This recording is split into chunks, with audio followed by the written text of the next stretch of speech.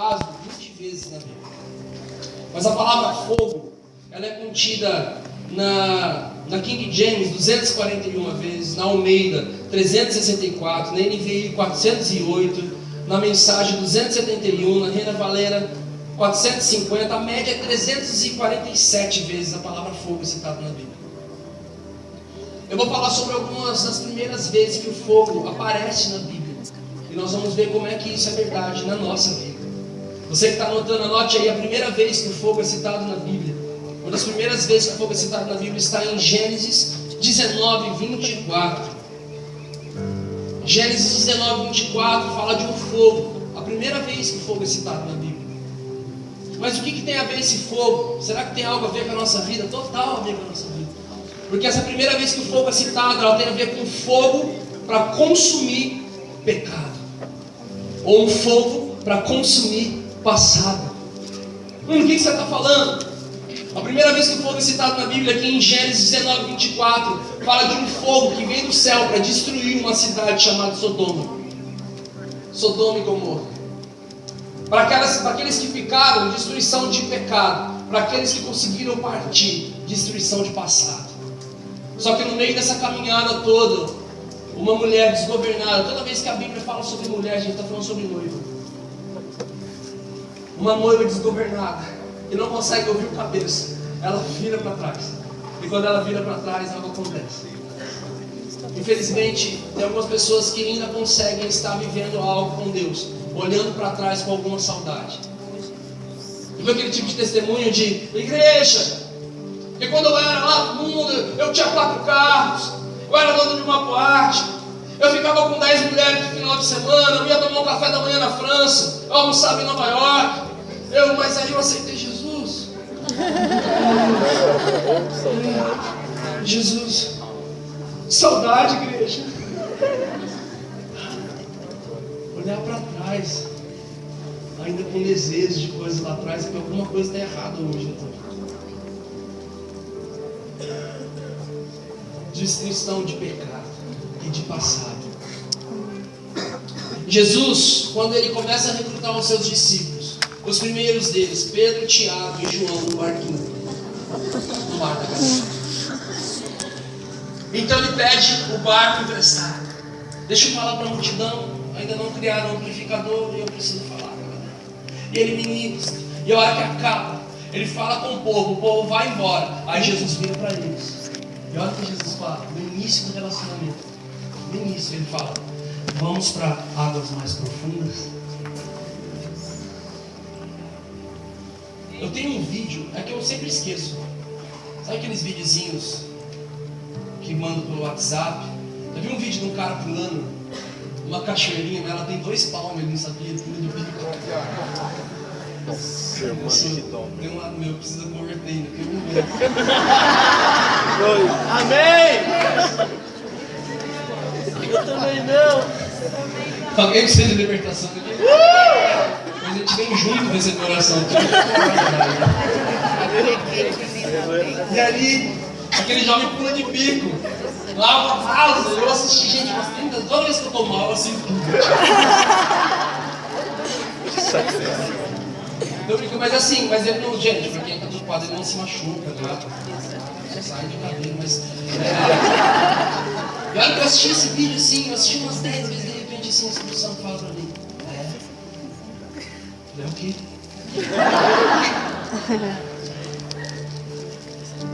Quem mergulha no raso costuma se machucar.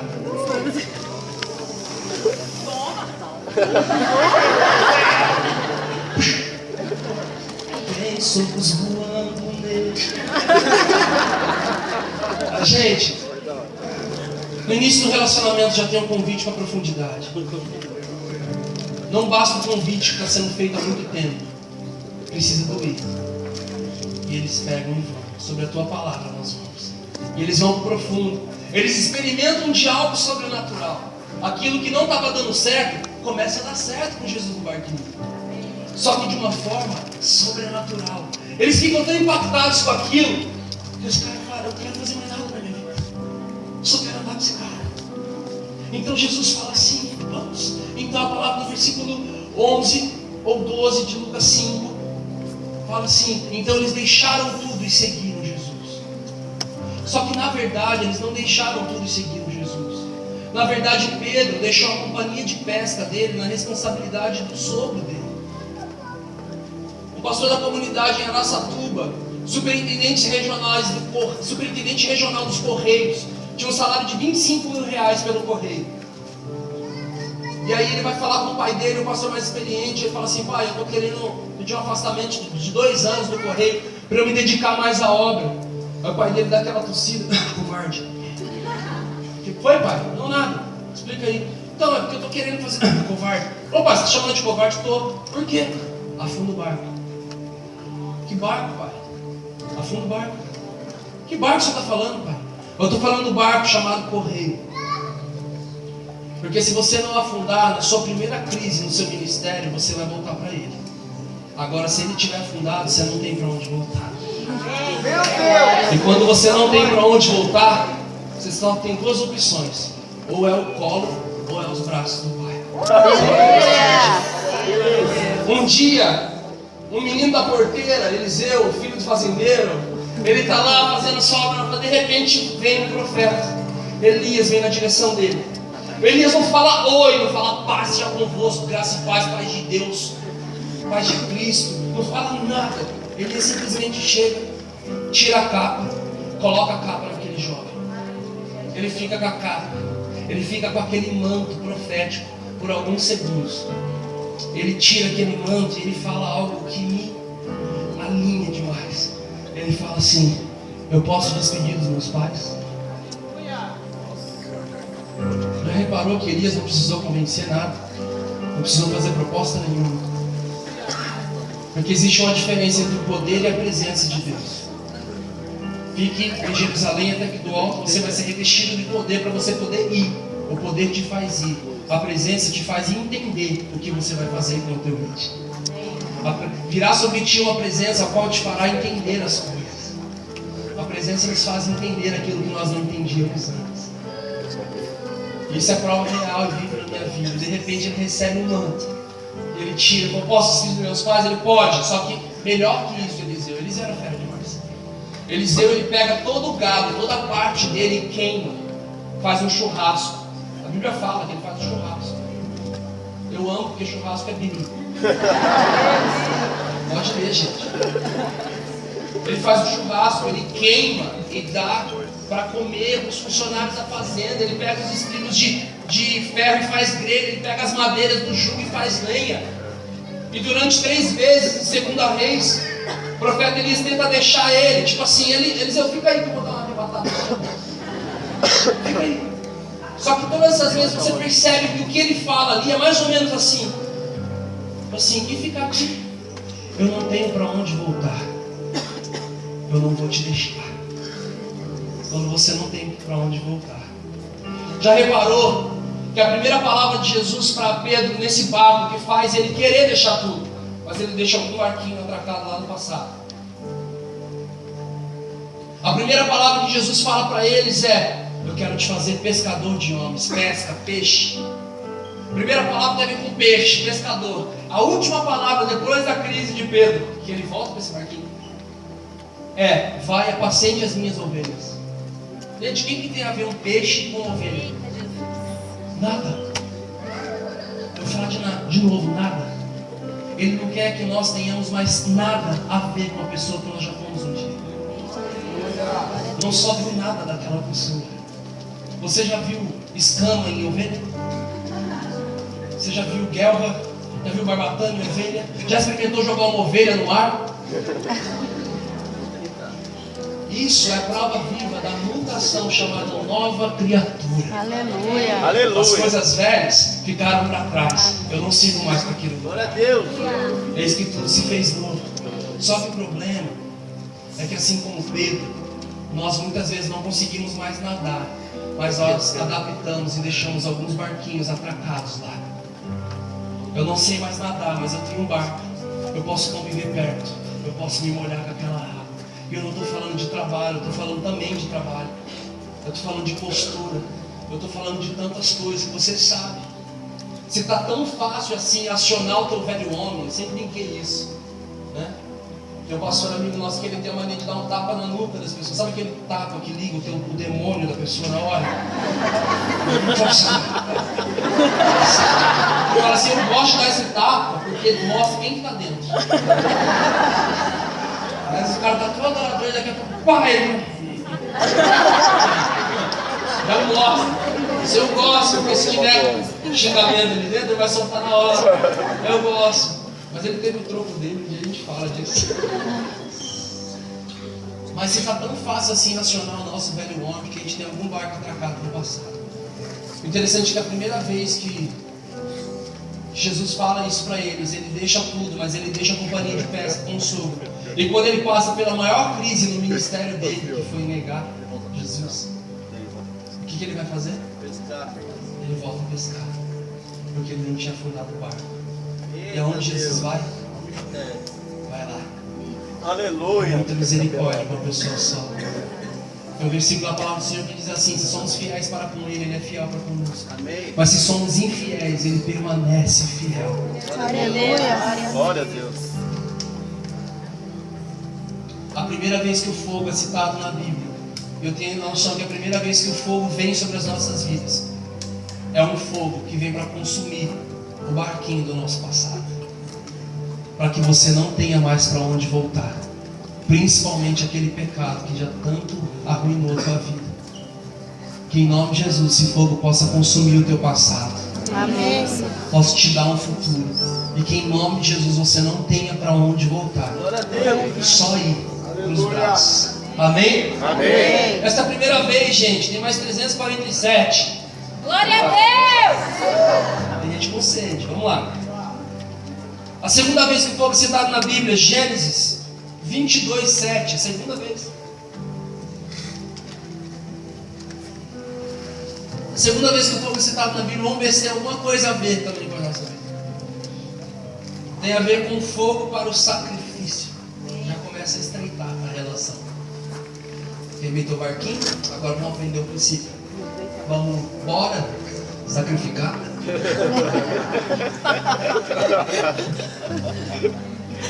O interessante é que eu sempre ouvi pregações na ótica do pai. Só que a segunda vez que o fogo é citado na Bíblia não sai da boca de Abraão, sai da boca de Isaac.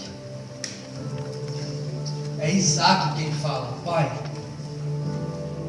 eu estou vendo o altar, eu estou vendo o fogo, mas eu não estou vendo o sacrifício. Cadê o sacrifício? Eu sinto o Espírito Santo falando: sabe de nada, inocente. Não é verdade, gente? Gente, essa igreja não acorda para algumas mesmas que ele tem soltado, o mundo acorda e solta. Você sabe isso? Inocente, você não sabe ainda. Gente, vai chegar um momento na nossa vida que nós vamos ver tudo acontecendo, mas está faltando uma coisa. Alguém precisa de pular de peito nessa fornalha. Alguém precisa sacrificar. Nós acostumamos a ver as pessoas pagando o preço, mas a hora que chega a nossa vez, não é tão fácil. O interessante é que a Bíblia não fala, tem um vácuo ali, que a Bíblia não fala de uma discussão, não fala de uma briga, não fala que houve, gente, de verdade, se meu pai chegasse em mim e falasse: pai, cadê o sacrifício? Eu falo: ó, meu filho, gente, vocês iam ver um gordinho correndo. Ele está correndo até hoje. É sempre lá para trás, que eu aprendi o primeiro passo, que é não olhar para trás. Mas Bíblia, isso aponta demais para o que Jesus faz. Mudo. A si mesmo se entregou. E ele aceitou, gente. Que ponto um adolescente vai ficar de boa, deitado num lugar, com o pai erguendo? O cara já era. Mas tudo bem, se é esse preço que eu preciso pagar, eu vou pagar. A primeira vez que o fogo vem sobre nossas vidas tem a ver com esse fogo, o fogo do sacrifício. O sacrifício de que agora chegou a minha vez. Chegou o meu momento. Chegou a hora de eu pagar esse preço. De eu ir colocar a minha vida nesse altar. Gente, pagar esse preço não é muito fácil. Nós estávamos um dia, há muitos anos atrás, nós fomos ensaiar aquela canção que falava: abro mão dos meus sonhos, abro mão dos meus planos, abro mão da minha vida por ti, abro mão dos prazeres, das minhas vontades. E de repente a banda toda tinha tirado, era a equipe de louvor local da igreja. Eu virei pro back vocal, falar tua voz é essa, tua voz é essa. Falei, Simone, mira, tua voz é essa, o contralto, pega ali. De repente Simone falou assim, não vou cantar. Tá sem voz, Simone? Ela, não, eu tô sem vida mesmo pra cantar isso. E Bruno, se eu fosse você, eu não cantaria essa música hoje, porque eu acho que vai ser um momento de maior hipocrisia da história da nossa igreja. Porque ela, cara, na moral, você tá abrindo mão da tua vida, dos teus sonhos, dos teus planos. Eu falei, é verdade, né? Deixa quieto, né? É tão difícil, né? Porque até pra quem cantou é difícil, porque no CD eles cantaram abrir mão no outro, vieram restituir, eu quero de volta.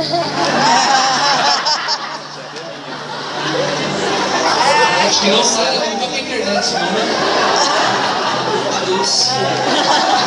Já foi. Coisas problemáticas. É verdade. Não é fácil. Você deu uma mão, você viu, eu quero de volta, que é meu. Isso aí. Então eu decidi não cantar aquela música, eu decidi gerar aquela música. Assim, não vamos cantar, então vamos gerar. E aquela pequena equipe de louvor, um pequeno grupo de jovens, numa cidade de Fernandópolis, interior de São Paulo. Mas esse interior do interior. Estávamos lá, de repente aquele pequeno grupo que começou a querer gerar aquilo. Alguns não entenderam, outros não aceitaram, mas alguns responderam. E não tem a ver com você aceitar ou você entender, tem a ver com a tua resposta.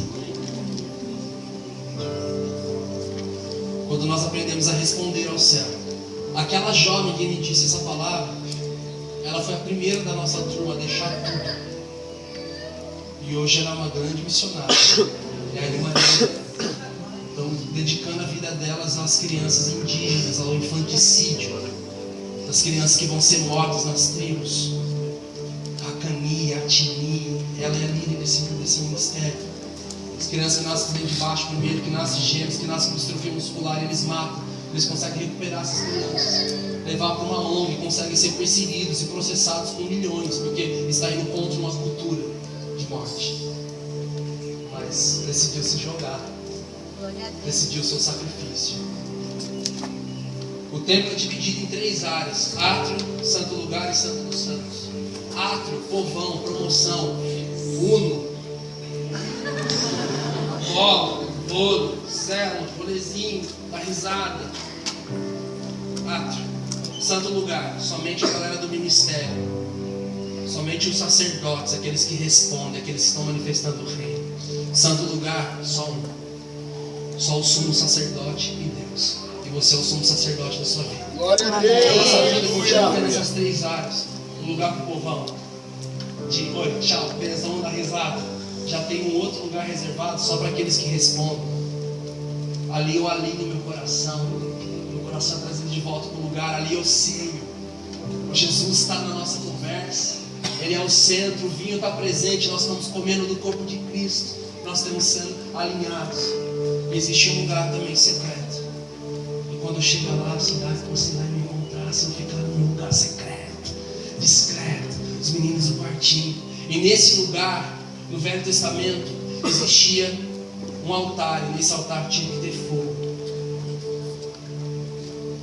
Porque aonde tem carne morta tem fogo, e aonde tem fogo tem glória.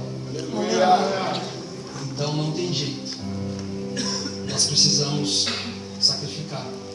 Nós precisamos ser esse sacrifício, subir nesse fogo. Terceira vez que o fogo é citado na Bíblia. Você que está anotando, anote Gênesis 3:2. E aí começa a estreitar mais aí. Sarça ardente. Canela. Hã? Êxodo 3:2. Nossa, achou que eu estava glorificando, né?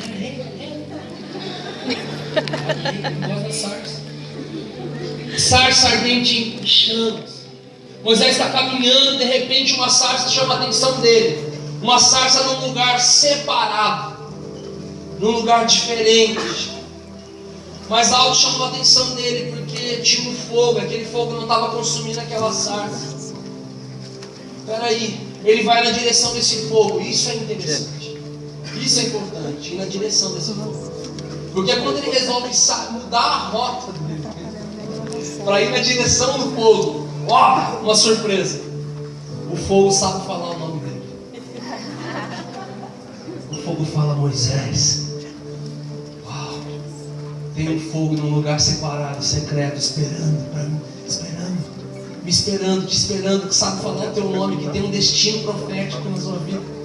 De repente ele fala: Moisés, e tudo que acontece naquele dia, nessa passagem sobre o fogo, aponta totalmente para Mateus 6,6. Mateus 6,6 fala para ter uma vida em secreto com Deus, e o Deus que fala em secreto vai te trazer recompensas públicas.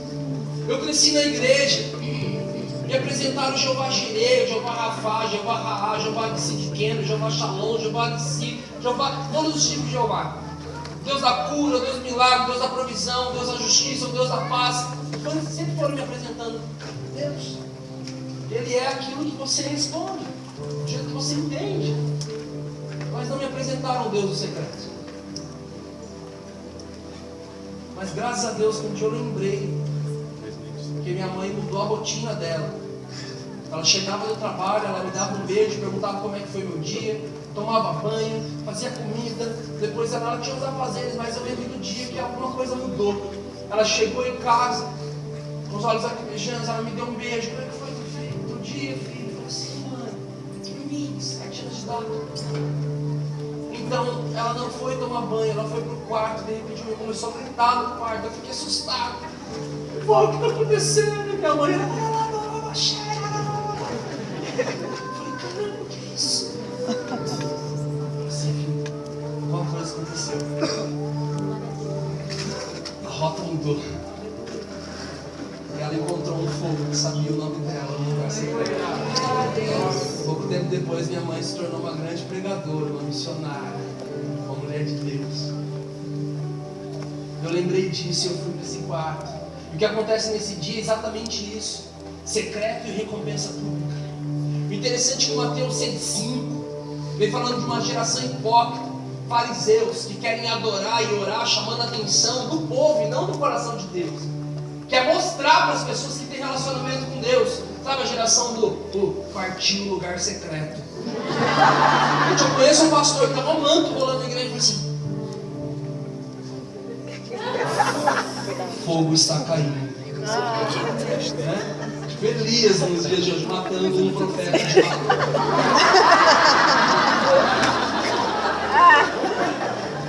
Secreto com parede de vidro.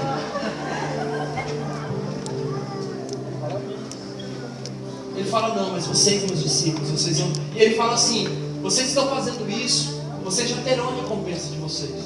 Tem recompensa também. Mas vocês não, meus discípulos, quando vocês orarem, entre no quarto, fecha a porta, busca o Pai que está em secreto, Ele vai te trazer recompensas públicas. Está falando para a gente não orar publicamente, para não, se for chamar a atenção do coração de Deus, sim. Manifestar o reino, sim. Agora trazer algo, visibilidade para você. Os dois versículos falam sobre recompensa, só que em grego essas recompensas são diferentes.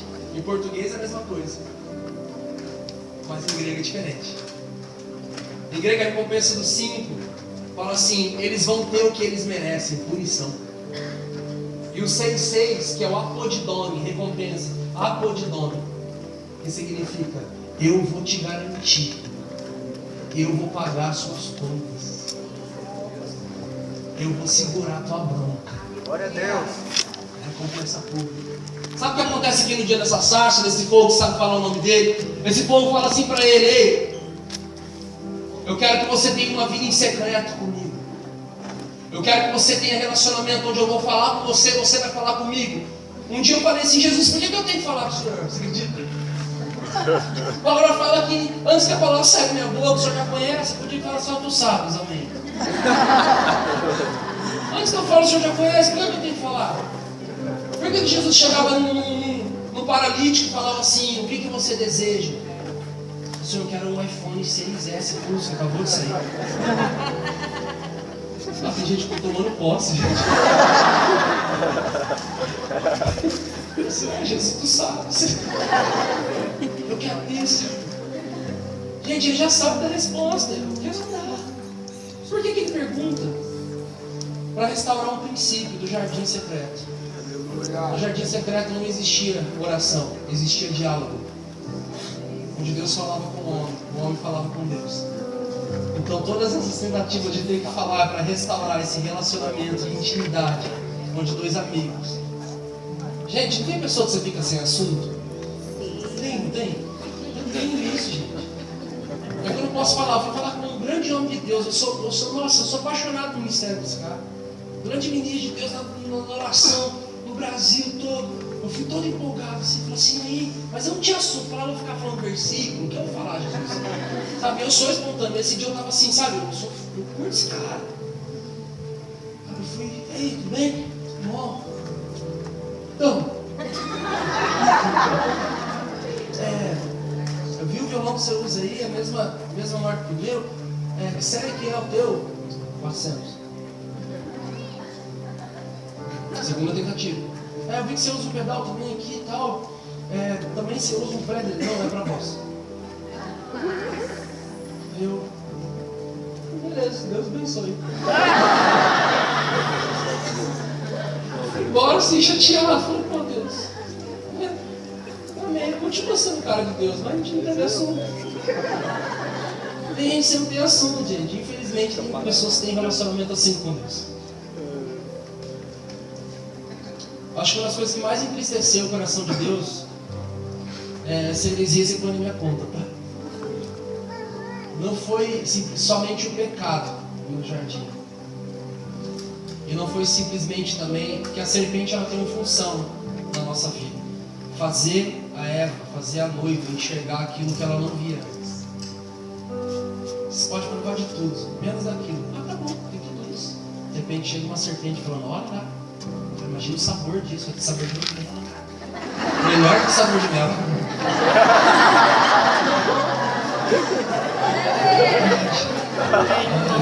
Bem bolado. Faz ela enxergar o que ela não via antes. Só que também, o que eu acho que mais entristece o coração de Deus é o fato de eles se esconderem. É a mesma coisa, nós fazemos muito isso, toda vez que nós erramos. Nós descontamos o Espírito Santo os nossos erros. Acho que não teve nada a ver com isso.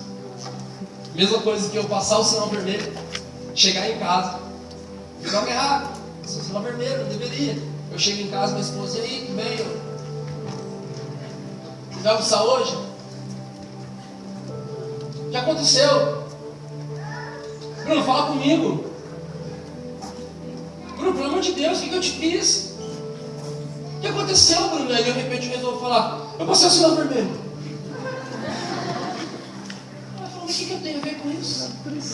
Mas basicamente isso que aconteceu no jardim. Ele errou. Nós descontamos em Deus os nossos erros. Afasta. Sim, é muita santidade para o pecado ficar perto. Sim, esse pecado nos constrange. Só que nós precisamos aprender esse princípio. Porque esse convite de pagar o preço nesse lugar secreto que Moisés recebe, a terceira vez que o fogo citado na Bíblia, uma sarça pegando fogo, e Deus fala, Moisés, eu quero que você tenha uma vida em secreto comigo. Eu quero que a recompensa pública dessa vida em secreto seja você libertar o meu povo do Egito. Uau, Moisés fala exatamente aquilo que nós falamos.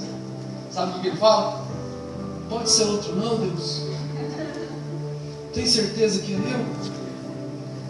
Aí ele fala a terceira coisa, todo mundo que fala, é porque eu tenho dificuldades. Quem tem dificuldades? Também, fortes dificuldades.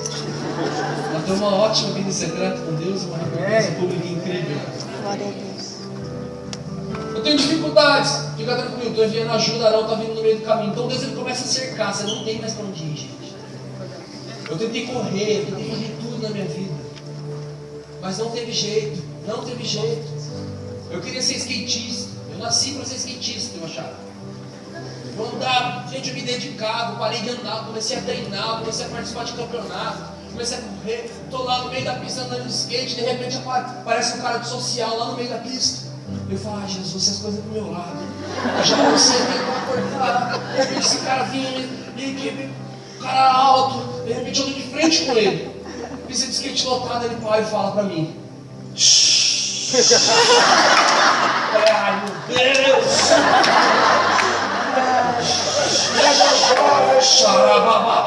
Não, Jesus! Pisa de skate não, Jesus! Eis que falo contigo, filho meu! Fala, Senhor, que vergonha! Por Deus, fala que pancada, Jesus, o Senhor fala na vigília! Pisa de skate! Eis que isso não é o que eu tenho para a sua vida, diz o Senhor.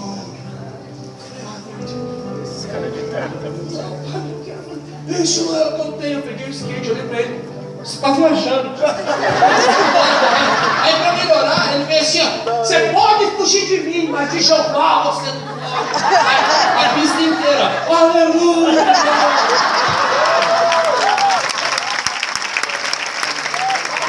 Como Jesus sabia. Era muito difícil, porque pela entrega dos meus pais e por falta de alguns discipulados na nossa família, eu amava a Deus, mas odiava a igreja dele. Eu odiava a igreja. Então eu falei, você está me chamando para o reino? Jamais. Então a primeira função que Deus fez foi me humilhar publicamente. Acabou com a minha reputação, porque no outro dia eu cheguei na pista e falei, e aí, vamos tomar um Guaraná? Todo mundo, amém. Pastorzinho, Malafaia.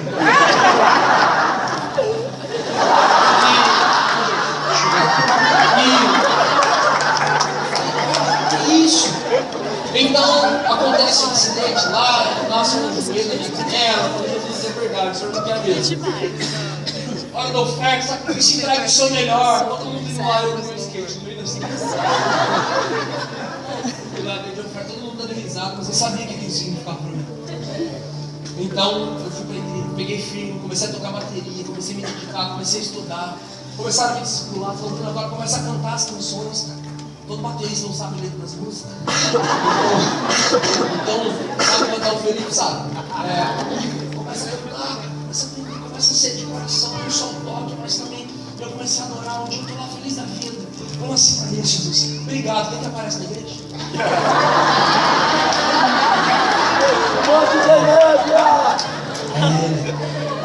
Gente, quer saber? A nossa igreja era uma tenda como essa. Pode ser hoje também que vai querer destruir todos os seus planos. De repente ele começou a vir. Ele veio subindo. Eu lá tocando bateria, eu vi aquele cara alto, social, meu Deus. De repente ele veio e começou a entregar um manto pra mim, eu não vi nada, eu aumentei o volume da bateria. E ele falava. Mas aí o volume teve que abaixar, o instrutor olhava pra mim, abaixa. Eu abaixei ele. Eis que isso não é o que eu tenho para a sua vida, diz o Senhor.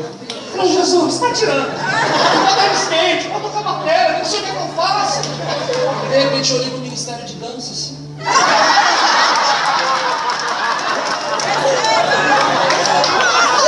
Eu falei assim.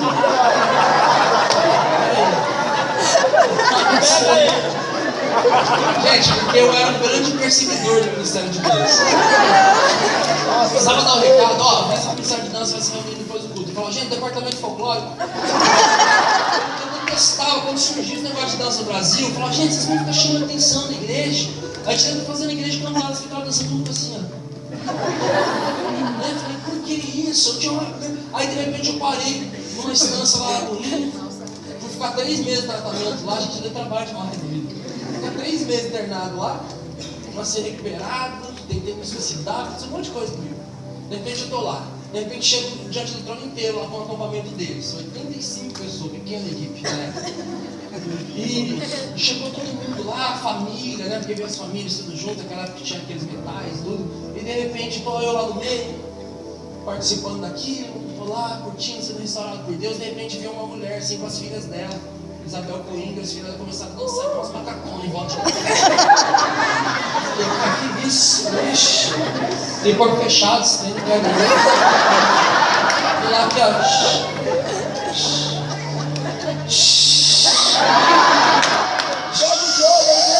Daqui a pouco minha mão fez assim, ó. Eu pego pra cá, meu Deus. O que tá acontecendo, pai?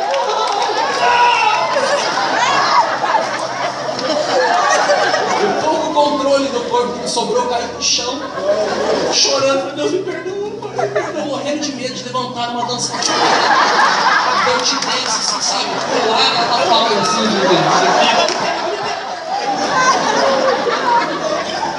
no meio daquilo tudo, eu aprendi um princípio muito grande. Não menospreze o ministério de ninguém.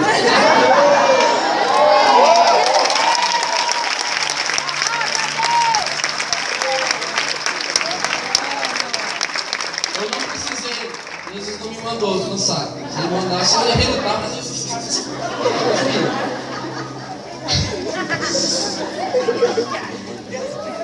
Gente, ter essa vida em secreto com Deus e receber uma recompensa pública. Entrar no centro da vontade dele, fazer aquilo que ele quer, não é tão fácil. Jesus, eu tenho dificuldades. Jesus, tenho certeza que eu. Ai, Jesus, é tão demorado esse processo para alguns que conseguem responder. A minha falta foi porque eu não consegui responder, eu demorei demais para responder. Os 2 dias mais importantes da nossa vida é, primeiro, o dia que você nasce. Segundo, o dia que você descobre por que você nasceu. Eu demorei uns bons anos para descobrir por que eu tinha nascido. Por falta de resposta ao céu. Por falta de responder com velocidade. Ele mandou, vai. Ele mandou, faz. Ele mandou, a gente quer confirmação, a gente quer algodão molhado por fora. Depois vai molhar por dentro. Depois quer isso. Depois Jesus faz 5 mil na minha conta, que eu vou acreditar dentro de Deus. Quanto mais resposta você quer, mais vai ser prova que você não tem intimidade com ele. Meu Deus. Porque ele fez isso uma vez com Gideão. Gideão pediu prova 2 vezes e nunca mais na vida ele pediu. Porque ele aprendeu a discernir a voz de Deus. Ele aprendeu a responder com velocidade. Nesse dia, quando Moisés, depois de muito perguntar, imagine, meu Deus, teve secreto com Jesus. Gente, detalhe, não era um Deus que ele convivia assim como nós, não. De repente ele foi para uma conferência, ele não conhecia. Foi um foguinho que chamou a atenção dele. Sabia chamar o nome dele. De repente ele começou a queimar, começou a conhecer um Deus que ele não sabia nem o nome. Eu vou falar em nome de que Deus? Quem eu sou, eu sou. Glória a Deus. Eu sou aquilo que você precisa. Aleluia. Então tá bom. Então tá bom. Então tá bom. Eis-me aqui, Deus. Envia-me a mim. Ali acontece um segredo. Para os meninos do quartinho perceberem. Acontece um princípio logo após o eis-me aqui dele. Que muitas vezes nós não percebemos. E então demorou, estou indo embora. Ele fala assim, então. Fala, mas como é que eu vou falar com o teu povo? Como é que essa recompensa pública vai ser verdadeira? Ele fala assim, pega o cajado. Ele pega o cajado. Algo natural está acontecendo. Estou vendo, Deus, natural. Agora joga. Então ele joga o cajado. E a hora que o cajado sai da mão dele, algo sobrenatural acontece. E eles estão falando uma serpente. Fala assim, agora pega de volta. Então ele pega novamente. E algo natural volta para o plano natural. E é isso que ele quer ensinar para os meninos do quartinho. Para aqueles que têm uma vida em secreto com ele. Que é a recompensa pública. E na verdade tudo que vai acontecer no teu ministério através do teu chamado não vai ser na força do teu braço. Vai ser na força da tua intimidade, na força do teu relacionamento com ele. Não vai ser você que vai fazer, vai ser ele que vai fazer através de você. Um dia eu cheguei no jovem e falei assim, você já foi ministrado em Malaquias 3:3? Ele falou, não, na minha igreja eu ministro 3:10. Fazer todos os dízimos. Eu falei assim, cara, Malaquias 3:3 é lindo, é ótimo, eu queimo Malaquias 3:3. Ele falou assim, o que é Malaquias 3:3? Eu falei assim, Malaquias 3:3, assentar-se-á como derretedor e purificador do ouro e da prata, para purificar a casa de Levi. Gente, a casa de Levi, a tribo de Levi foi uma tribo que deu uma resposta que todas as outras tribos não deram. A subtribo deles, os coatitas, uma das 3 famílias ali dentro da tribo de Levi, era a tribo que identificava a nuvem. E quando a nuvem se movia um pouquinho, ele não posso sair debaixo da nuvem. Bezalel, o primeiro artista da Bíblia, que Deus deu todo um monte de artes para ele ele pudesse construir o tabernáculo. O primeiro artista da Bíblia. O nome dele significa sombra. São artistas que se movem embaixo da sombra do onipotente. Ele não sai do lugar que ele não quer que você saia. Faça aquilo que ele quer que você faça. Então, de repente, essa tribo que dá a resposta, a palavra fala em Malaquias 3:3, se assentará como derretedor e purificador do ouro e da prata, para purificar a casa de Levi, para que então eles possam apresentar a Deus ofertas das gorduras pacíficas, aceitáveis a Ele. Então, quando você quer, determina o quanto você vai ter, certo? Eu queria muito, eu falei, Jesus, eu quero demais isso. Eu quero saber, tem algum segredo aqui, Jesus. Ele não me regulou no primeiro dia, não me regulou na primeira semana, mas eu queria, eu lia, falei, tem algum segredo aqui. Tem algum segredo, de repente um dia cai um livro na minha mão. Eu estou lendo esse livro, que eu não lembro nem o nome. E de repente chega lá, Malaquias 3:3. Um grupo de mulheres dos Estados Unidos, um grupo de mulheres de estudo bíblico, numa tarde, elas leram o mesmo versículo que eu, mas elas fizeram algo que eu não fiz. Elas foram no ourives. O homem que manipula o ouro, a prata, a joia, que em nome de Jesus vai estar na tua mão em breve, amém? Vai casar. Elas vão nesse ourives. Elas vão nesse ourives. E elas falam assim, moço, nós lemos aqui sobre a tua profissão, nós queremos entender melhor como que esse negócio funciona. Nós lemos aqui na Bíblia, aquele monte de mulher fala, só fica uma. Só ficou uma. Então ela ficou lá, era a Biblinha parada para ver um dia de serviço, para ver se entendia. E de repente a primeira coisa que aquele homem faz, essa cadeira aqui.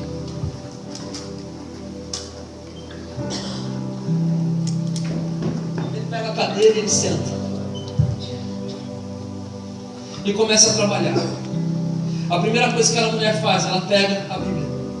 Ela abre. Se assentará como derretedor. Jesus, 2000 anos atrás, Malaquias 400 anos. Moço, faz 2400 anos que esse negócio foi escrito, moço. E até hoje você trabalha sentado. Por que essa profissão não mudou? Tanta tecnologia, o que aconteceu? Por que você trabalha sentado? Aí começou a ministração. Aí ele falou assim, moça, porque a posição sentada é a posição mais confortável que eu tenho para não tirar os olhos da peça. Aleluia! Porque eu não posso tirar os olhos da peça de jeito nenhum. Aquela mulher já ficou... Eu não posso tirar os olhos da peça de jeito nenhum. Porque eu tenho que deixar essa peça no meio do fogo. Porque é no meio do fogo que eu tiro toda a impureza que existe. Eu não posso tirar os olhos da peça, porque além de tirar a impureza dela, pode passar do ponto. Eu não posso tirar os olhos de jeito nenhum, porque senão todo o meu trabalho, eu vou perder todo o meu trabalho, porque existe um ponto certo. E se ele passar do ponto, eu perdi todo o meu trabalho. Eu não sabia disso. Existe um ponto certo para Deus nos usar. Existe um ponto certo. Então aquela mulher fez a pergunta que não quer calar. Ela falou assim, moço, qual é o ponto certo? Moço, qual é o ponto certo? Teve um jovem que caminhou comigo durante alguns anos. Nós caminhamos juntos, nós erramos juntos, nós falhamos juntos, nós não demos resposta juntos. Mas de repente eu comecei a dar uma resposta. Eu comecei a romper e romper com o pecado, romper com situações, romper com uma nova fase, responder uma nova estação. A palavra rompimento, que é redugnime, em grego significa alguém sem voz começando a falar. Rompimento é ativação de voz profética. E eu fui e ele ficou. E de repente eu estava na consagração do filho dele, eu estava bem atrás dele, orando pela criança. Eu falei assim, Deus, abençoe esse menino, Pai. Que eu não seja covarde, igual o pai dele foi. Que ele dê a resposta que o pai dele não deu, que ele fale onde o pai dele não foi, que ele faça o que o pai dele não fez. Que ele seja o grande homem de Deus, que era o que o pai dele ser, e ele não foi. Esse meu amigo já virou chorando. Eu passei no ponto, cara. Eu não estou queimando. Será que Deus tem uma oportunidade na minha vida? Cara, eu conheço um Deus que é especialista em dar segunda chance. Então aquele jovem, aquela mulher fala, moço, qual é o ponto certo então? Moça, eu tenho que ficar confortável, eu não posso tirar os olhos, eu tenho que deixar no meio do fogo, fogo, fogo, fogo, fogo. Porque fazer a obra de Deus sem estar queimando por Ele, meu irmão, é entrar em piloto automático. Sabe por que eu não quis falar aqui da minha família e da nossa caminhada? Porque durante alguns anos nós entramos em piloto automático e nós fizemos a obra de Deus sem estar queimando por Deus. Fazer a obra de Deus sem relacionamento com o Deus da obra é o que vai acontecer. Muitos vão dizer: Senhor, Senhor, teu nome preguei, curei, manifestei, eu fiz. Que o nome dele é poderoso, mas ele vai falar assim: mas eu não te conheço. Te conheço ginosco em grego, que significa, para os judaístas, para os judaicos, ato de relação sexual entre duas pessoas íntimas. Está falando do último nível de intimidade entre duas pessoas. Ele fala assim: eu não te conheço intimamente, cara. Você queimou a tua vida pela obra, mas você já não estava mais queimando por mim. Você não tinha mais relacionamento comigo. A tua obra não era a recompensa pública do secreto, era piloto automático de coisas que você aprendeu. Então ela fala: qual é o ponto certo? Diga comigo, qual é o ponto certo? Pela primeira vez, aquele homem sentado, confortável, que não pode tirar os olhos da peça, que tem que deixar no meio do fogo para tirar todas as impurezas, porque existe um ponto certo, senão ele perde todo o trabalho. Qual é o ponto certo?